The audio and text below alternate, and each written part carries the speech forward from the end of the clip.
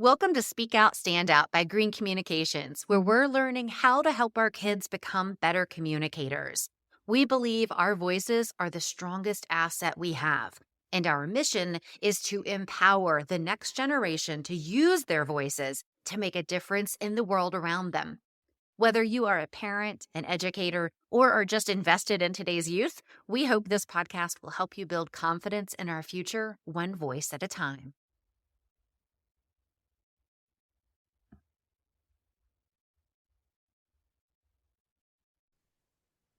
Welcome back to Speak Out, Stand Out. I'm Elizabeth Green, founder of Green Communications, and today's guest is Nicole Pauling. She is the founder of Academy of Wonder and has many different specialties when it comes to communicating with kids.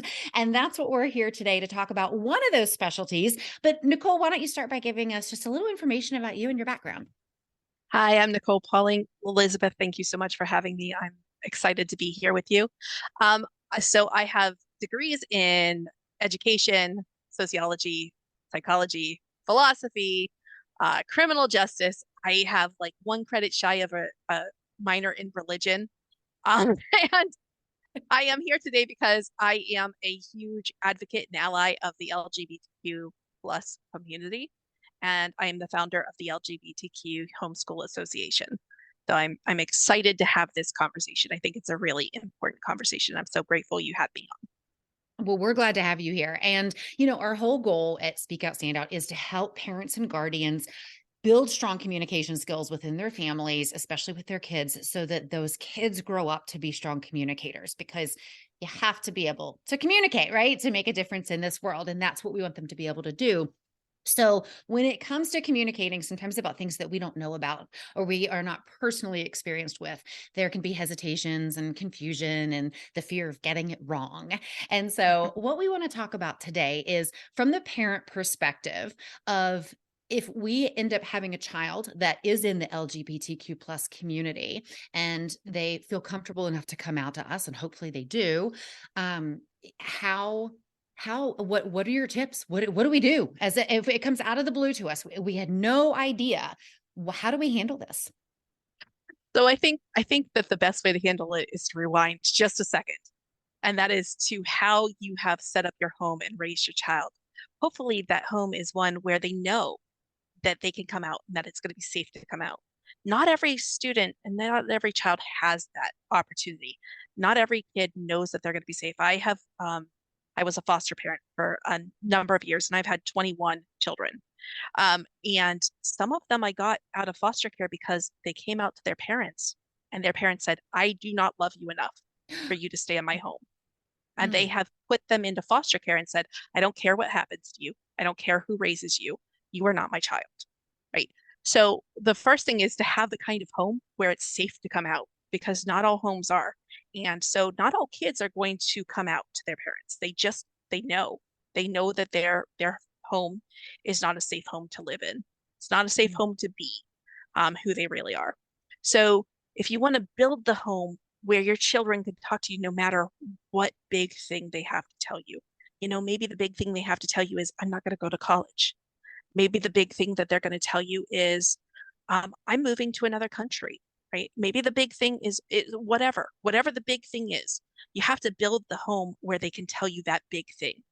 In this case, maybe that big thing is, hey, I am transgender, or hey, I am gay, or hey, I'm not sure what I am, but I know that I am not straight, right? mhm. I know that I am not this thing that everybody else seems to be. That's not who I am. So you have to build that home in advance, by exposing them to people who are LGBTQ plus in a positive way. Not like, oh, Uncle Harry and Uncle Bob, yeah, they're not allowed to come to our house. That's Yeah. that's not that's not the way to build that relationship. It's like speak positively, like, oh my gosh, it's so amazing that Uncle Bob and Uncle Harry just bought this new house together. This is going to be a great thing for their lives, right? Just building an environment where you have positivity about people who are different than maybe you are. Or if you're gay or LGBTQ and your child comes out, I'm sure you're prepared for this. But some of us are maybe less prepared for this because no matter whether you're an ally or not, it's still going to be hard, right? Mm, Even if you are like me and you are an ally, and you have been an ally for years, it's still difficult to navigate changing your view of who your child is and what their path is going to look like, right? We all have these Wow. preconceived notions of who our children are and who we want them to be. And um, we have to we have to be able to allow our children to be who they are. So the first thing to do is if your child comes out to you is no, you're not going to be perfect. You're not going to say the right thing every time, but you come to it with love and from a place from love. So I love you so much and I am so proud of you because this must have been really hard. And I bet you were scared to tell me. And I'm glad that you did. And just tell me what you need from me because no matter what you say to me, I am always going to love you. There's nothing you could ever tell me that is going to change this. So just tell me what you need. And the conversation is not always going to be about whether they're gay or whether they're trans, right? That's not going to be your conversation forever. Sometimes it's going to be, hey, I got a note from your teacher that you're not doing your schoolwork, right? Now, Right. maybe that is LGBTQ plus related because they're being bullied. Then you have to deal with that. But maybe it is just because they're playing on their video games all night long and you need to nip it in the bud. So not all the conversations that you're going to have for the rest of your parenting life are because your child is now on this LGBTQ plus spectrum. So Right. you Right. still get to parent. That's not gone. You still get to love this amazing human being that you brought into the world. That's not gone. One part of their identity has changed in your mind, not for them. They probably have known for a while. They've been holding on to this moment. They've been waiting for the right time and the right energy and the right, everything, all the stars to align to feel like they could tell you. But nothing else has really changed. Only thing that's changed is your knowledge of it. They were still Wow. this way before they even told you. Wow. That makes a lot of sense. And I like the way you really simplified it just to say, I'm proud of you for coming to me. I love you. What do you need from me? In that situation, they're not necessary. I mean, they might be coming to us for advice, but probably not, right? They're probably coming to us to, hey, that thought you need to know this about me. So it's not a situation where we have to know, okay, I need to be prepared to talk about these things with them or whatever, right? It's just that putting the conversation back to them. I love you. I'm here for you. What do you need from me? That is, I mean, that's so simple. I think I've stressed more about the conversation of Santa not being real. And like, there's like all these explanations you can give your kids about that, that you just simplified such a bigger issue, but in such a simple way to be able to respond. So I think that's fantastic. So this was kind of like, right, if it's totally out of the blue, we didn't expect it. What if we suspect that maybe we have a child that is gay or transgender and we want them to tell us, right? Do we ask them outright? What do we do? No, we don't actually. And even if you suspect it, the studies now show that you're not supposed to come to your child afterwards and say, "Oh, I always knew. Remember when you used to play with dolls instead of toy cars?" So, so that makes them feel awkward, right? So we don't want to do that. We want to just make them feel supported and loved. So even if you suspect, when you suspect, especially when you suspect or don't suspect, honestly, it's the same exact process either way when they're growing up, say, hey, I love you no matter what, no matter who you love, what they look like, who they are, who you're going to be. I'm going to love you no matter what. So if you find someone you love or someone you like, come to me. You can come to me. I'm excited for you to find love. I want you to find love someday when it's the appropriate time, right? But you start having these conversations with them when they're young, so that when they have to have important conversations with you when they're older, they know that they can.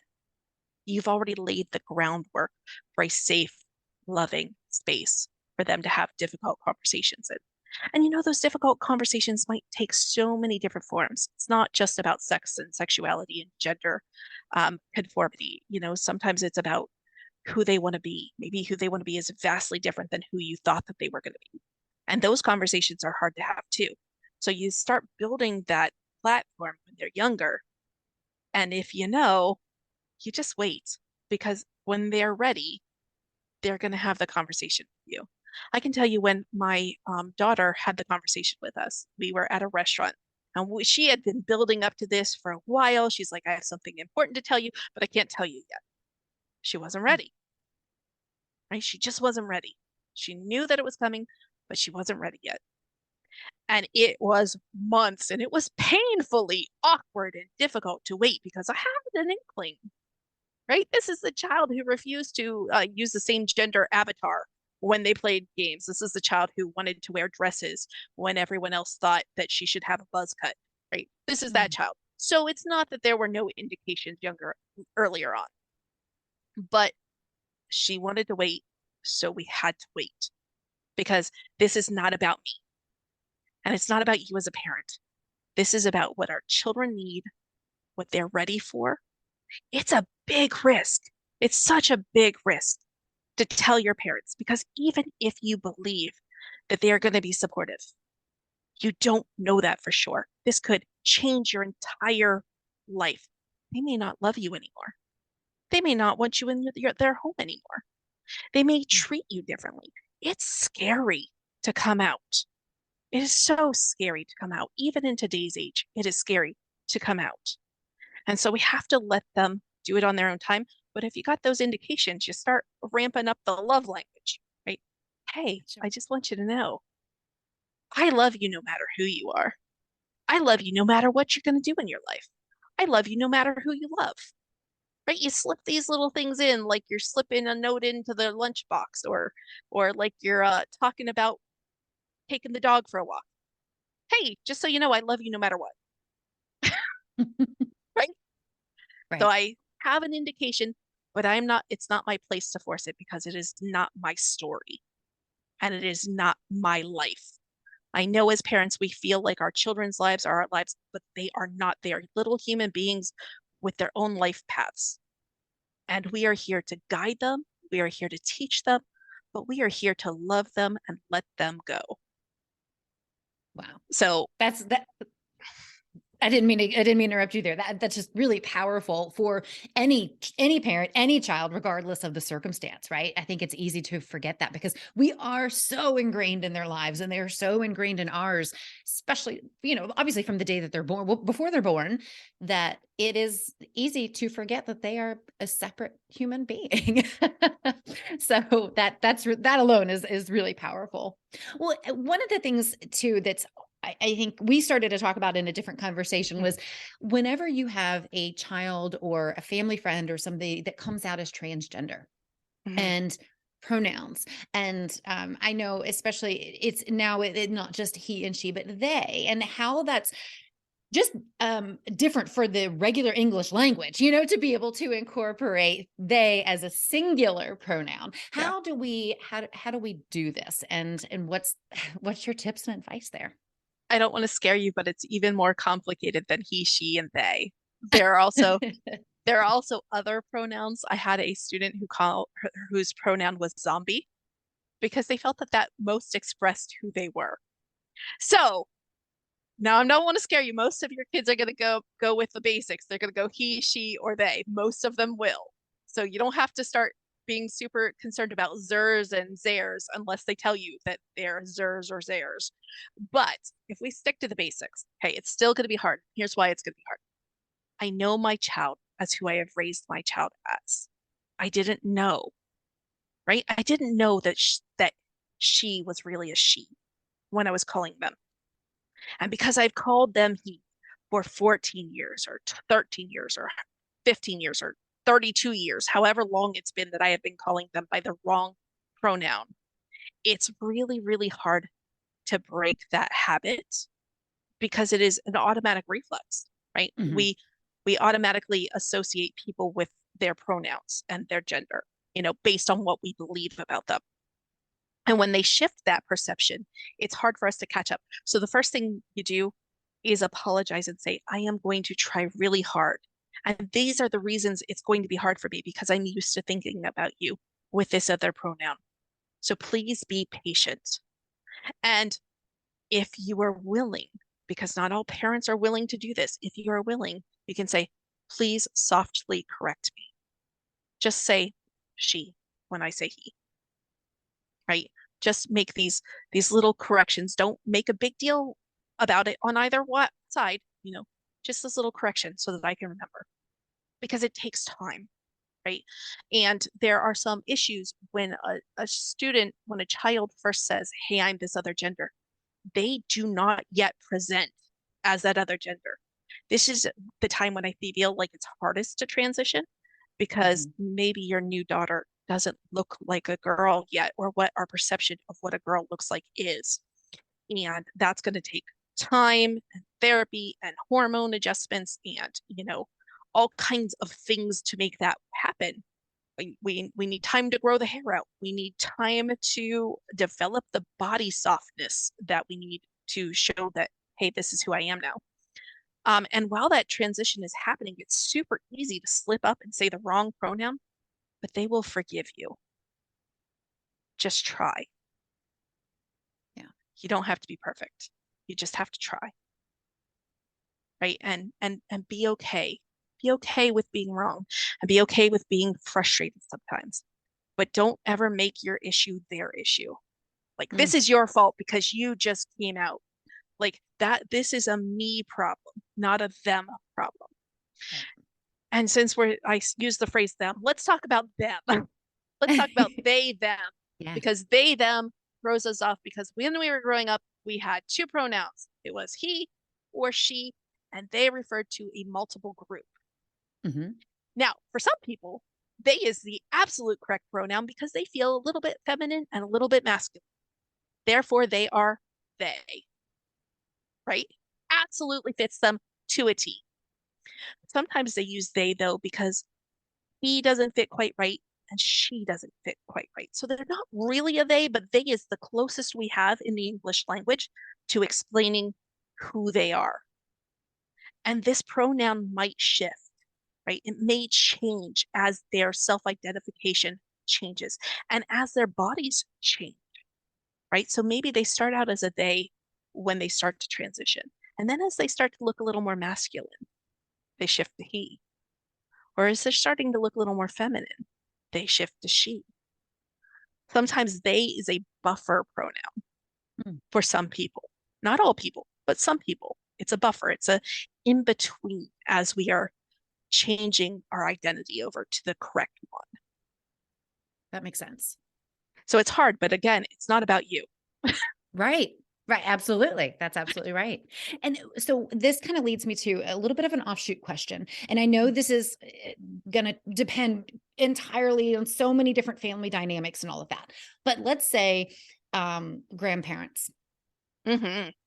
don't, they're not going there. They refuse to use the pronouns, the preferred pronouns. Mm-hmm. As a parent, how can we teach whether it's a grandparent or a Mm-hmm. teacher or anybody, it doesn't have to be a family member. How can Mm-hmm. we teach our kids to stand up for themselves, have the self-confidence in who they are, and communicate that in a way with somebody who's just not willing to listen or care? So we're going through this, Mm, I believe we talked earlier that I have two transgender children. One I got through foster care, one is mine biologically. And um, when we broached this with one grandparent, they said, we love her no matter who she is, and she's always welcome. The other one said, he may not come to our home. mm, He is not welcome if he is going to be wearing the dress. He is not ever going to be a girl. God did not make him that way, right? Very mhm, pronoun heavy here. So one grandparent has access and the other one does not exist anymore. mm, I do not need to damage my child anymore. Life will damage them enough. And I am not going to subject her to people who do not love her enough to see her for who she is. Now, she decides to make that decision later that she wants to subject herself to that. She can. But as her parent, my job is to protect her as much as I can. And so I talk to my mother in law. I love my mother in law, but we will not visit my mother in law mm. because it is not a safe place for us to go. When you when you come to realize that your child does not fit this straightforward box that everybody likes to assign human beings to, and that there are some people who are going to hate them, one of the things we have to realize is these children are fragile and they are so vulnerable. And as vulnerable as children always are, they're even more so because they have one more target that has been painted on them that they can't get rid of. This isn't a choice. This is an awakening, a telling you who they have always been. This is not something that they have suddenly come to. And we have to keep them as safe as we can for as long as we can. There is a higher percentage of LGBTQ plus kids who kill themselves than any other group. And the reason is, and we have seen this time and time again, when families are supportive, they have fewer mental health issues. When families are supportive, they feel better about themselves. They like themselves more. They can tolerate the harshness of the world. To take a child into a situation, even with a family member, where they're going to be made to feel bad about who they are as a human being, Mhm. something they cannot change about themselves, it's like taking a child with cancer into a house where they go, well, cancer's caused because the devil, you were talking with the devil and we're doing sinful things, right? You don't Right. take a child into a place where they are going to be made to feel fundamentally bad about themselves. So, as harsh as this seems, your job is to protect your children, not to protect your parents. They're adults. They can Google just like you can. They can open their minds just like any other human can. And they can choose love or they can choose something else, but that is their decision. And they might try to blame you. Oh, you're keeping my grandchildren from me. No, you are keeping your grandchildren from you because if you truly love them, you would love them. That's it. That's it. That's it. That's it. It's I love you, period. Right. It's not I I love love you, you. period. I Yeah. love you, but, or I love you Right. if. Yeah. Right. Have you ever heard the phrase unconditional positive regard? No. It's one of my very favorite parenting techniques. And it's something that I came across when I became a foster parent. And I've had some very difficult children. I have had children who broke closets. I have had children who have sent people to the hospital. I have had children who have been sent away to rehab facilities. I have had children who have tried to kill people. I've had very difficult children. An unconditional positive regard says no matter who you are, what you do, or the decisions you make, nothing you could ever do or be or say could change how much I love you. And you can get through to a child no matter where they are in their life if you unconditionally love them. And that's it. That's That's it. all there Right. is. That's all there is. That's all it takes. Right, right. And I mean, it's like you said, it just makes it you've just said everything in a way that just makes so much sense that even if it's a challenge for us as parents to end relationships with people that we have loved forever, our number one goal is to protect our children. And like you said, we would never expose a child with cancer to a negative environment like that. Why do that with a gay child? Like it makes Yeah. no sense. Yeah. And I'm sorry to hear that that's been your experience, and I'm sure, unfortunately, that's the experience in a lot of families and dynamics. And so your unconditional love at home is even more important for that reason. It is. It really is. And that's not to say that this isn't hard for us. We all have hopes and dreams and ideas of what our child is going to have in their life, right? Um, but it's okay if it's hard. Just keep it hard for yourself. Your child has enough things to deal with. So don't say things like, oh, you were my only son that I had, and now Mm. I have no son, right? That's your issue to Right. deal with. And that's okay that you're dealing with it. It's okay that it's hard for you. It's okay that this is not easy, but keep that to yourself because they have their own things they have to deal with and work through. Because imagine being a teenager, right? Being a teenager is hard.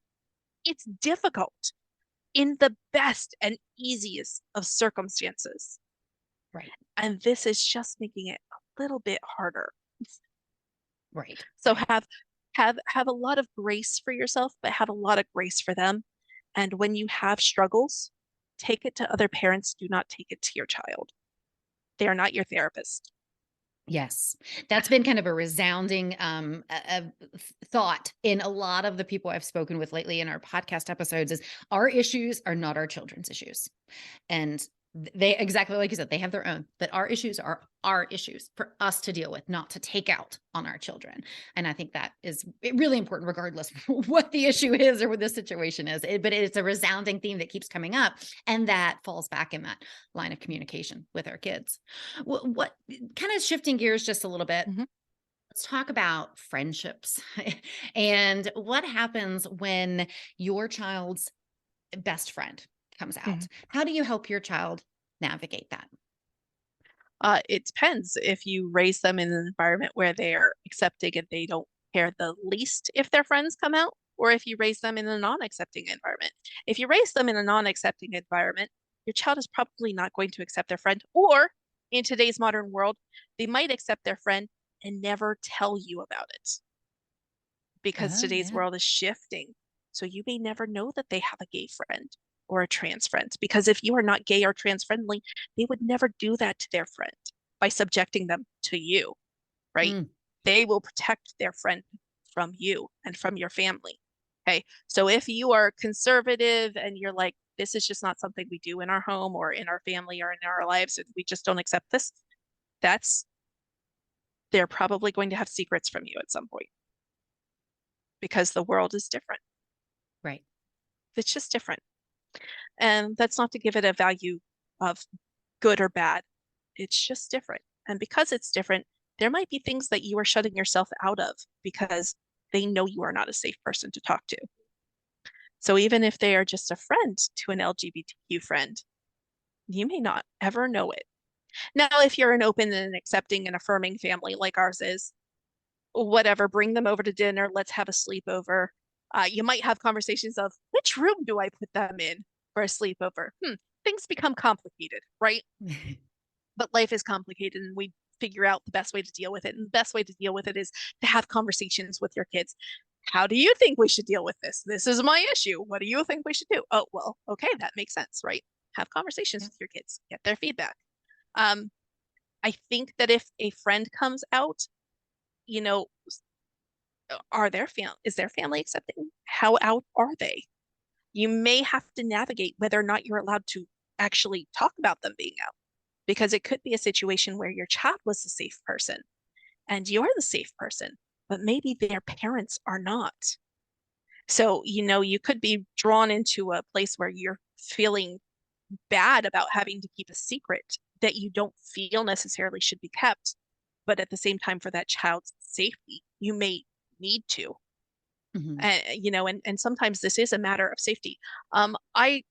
I studied a case where a 4-year-old was murdered by their parents because he sounded a little effeminate and his Mm, parents were afraid he was gay. So when I say that sometimes this is a matter of life and death, I'm right. really not exaggerating that. Really is a matter of life and death. So despite the fact that it might be awkward for you to have that kind of secret, you have to actually have the conversation like, who knows about this? Can I talk about this? Are you out of the closet, out of the closet, or are you just like partially out of the closet? Because, you know, and even in our own situation, there are people in our lives who know, and there are people in our lives who don't know. And that is decided by my child, not by me. And so these are okay questions to ask and things we should ask Absolutely. if somebody's trusting us with this information. Absolutely. Who do you want to know? When do you want them to know it? Let me know when that changes. Like, who are you safe with? Who don't you feel safe with? Like, I have a friend who I would never tell because she comes from a very fundamentalist church. She would not be accepting. So when I have interactions with that friends, because we are business associates, we do not talk about my child's gender. She has no idea about my child's gender, nor will she, because it would be bad. So you're going to have things to navigate that are more complicated than they were before. And that's okay because life is complicated and our children are worth it. Right. What does it so with like with this example of your friend, do you make the decision to not share this information, or is this decision from your child to not share No, with them? it's a conversation. It's definitely a conversation with my child. Hey, Okay. I am going to be seeing so and so, Aunt Bertha. I'm going to see cousin Tommy. I'm going to see John from down the street. Who do you want to know, and who don't you want to know? Gotcha. That's all. Because now the only exception to that was people that I knew were going to find out, like, hey, we're going to grandma's for dinner, Easter dinner. I would like to have this conversation with her so she is prepared. Are you Mhm. okay with that? Right. So there have been times when I have approached it and, and they said yes. And that's when I found out that my mother-in-law was going to be like, no, you're not welcome into my home anymore. Um, so I'm really glad I had the conversation because Right. gosh darn, wouldn't that have gone very badly Mm. had we gone for Thanksgiving and been turned away at the door Wow. or And so this is worse? just it boils down to this importance of being able to communicate with our kids and l- giving them the driver's seat, right? Like we're asking the questions, but they're making the decisions. And we're Absolutely. just finding out how they want us to proceed with things. That's really important to know. And if even if I mean whether we ever have a child that is gay or Hmm. transsexual or we don't, right? It's all Hmm. about them feeling safe and loved to Hmm. communicate with us about anything, right? That's I Hmm. feel like that's what this conversation boils down to, right? Like the It really correct way to is. respond is just to show love, right? I love you so much. You're so brave. Mom, I don't want to go to college. I love you so much. You're so brave to make that decision. Thank you for telling me.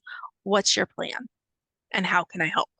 Yeah. This is the same exact response to, hey, I am trans, or I am gay, or I'm straight, or I want to go to Africa and spend 6 years there working with gorillas, whatever it is, right? Whatever it is that they're telling you, the response is the same. It's not going to change because we're talking about sexuality now. It's only going to be the same exact response because your love is your love and your support is your support. And this is your child, no matter who they are or what they have come out and told you. You know, there are many things in our life, so many things in our life that are deeply meaningful and deeply heart-wrenching for us and hard to talk about. And it is not going to be just this one thing. It's going to be many things. And if you have this clear path for how to deal with these difficult conversations, no matter what they involve, you are always going to win as a parent. You are always Mhm. going to win in terms of building your relationship. You are always going to win in building the human being who is going to be loved and capable and strong enough to be on their own and all of the wonderful things we want for our kids. That's the person that you are helping to create when you guide your conversations with I love you first. Wow. And then let's talk about the practicalities after. I love it. I love it. And I think that is honestly a great place to wrap up as well. Nicole, before we wrap up though, I do want you to share a little bit about your homeschool association. Sure. So the LGBTQ Homeschool Association is a place for parents and students to go where you can get information, especially when you are first finding out and you are still trying to figure out how to navigate things and you don't understand terminology or you're not sure what the life experiences are. I have videos on just about everything you can think of on the site. I have videos on what it's like to be Black and gay. I have videos on, which is a subset, which we barely ever Right. talk about, by the way, and they have an entirely different set of issues. For instance, Black transgender males, I'm sorry, females are more likely to be killed than any other group. And I mean killed. Mm, So, there are specific issues for specific groups within the subset of LGBTQ plus that have different variations on how their lives might turn out and how the things they might face, right? So I have tried to make sure that I have resources for education, for how to navigate in school settings and public schools, for how to navigate homeschooling, for how to navigate social media. All of that can be found on the association page because all of these things are going to help you and guide you as you are navigating this because it is really difficult to navigate on your own. And we know we can't lean on our children to do the work for us. So Mm. it's kind of trying to make the work a little bit easier. Like, hey, let's talk about pronouns. Let's talk about it's all on there. It's all on there. Love it. That's fantastic. And we will be sure to link to that in the show notes for anybody who is interested. Also, Nicole also offers some amazing history classes with things that you don't learn in a regular school. So if you have a kid interested in learning in some cool history classes, we will link to those as well. I know I am personally interested in them myself. But Nicole, we really appreciate all your insight. Thank you for your time today. Thank you for the work that you do. It is very meaningful and valuable and helpful to so many. So we are really glad to have you chat with us today. Thank you. Thank you so much. If you are looking for more ways to build communication skills in your kids, grab our free mini lesson on how to craft a polished and professional speech out of thin air, along with 52 fun prompts so your kids can practice every single week. You can find that along with info about our upcoming public speaking and debate courses for kids at greencommunicationsedu.com.